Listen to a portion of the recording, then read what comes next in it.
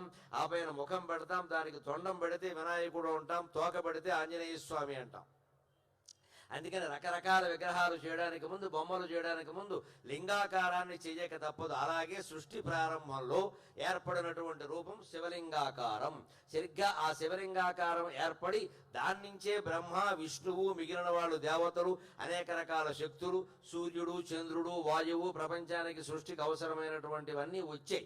అయితే ఈ విషయం తెలియక తరువాత కాలంలో పుట్టినటువంటి విష్ణువు, ఆయన నుంచి ఆయన నాభి కమలంలోంచి ఉదయించినటువంటి బ్రహ్మదేవుడు ఇద్దరూ కూడా నేను ముందంటే నేను ముందని అహంకారానికి లోనయ్యారు. శివరాత్రి కథలో ఉంటుంది ఈ విషయం. ఇవాళ మహాశివరాత్రి సందర్భంగా ఆ కథను చెప్పుకుని మనం దాంట్లో ఉండేటువంటి స్వారస్యాలను గ్రహించగలిగితే జీవితం చాలా బాగుంటుంది. నిజంగా జీవితానికి అన్వయం చేసుకుని చెప్పుకుందాం. అప్పుడు మహాశివరాత్రి యొక్క మహాఫలం మనకి దక్కుతుంది.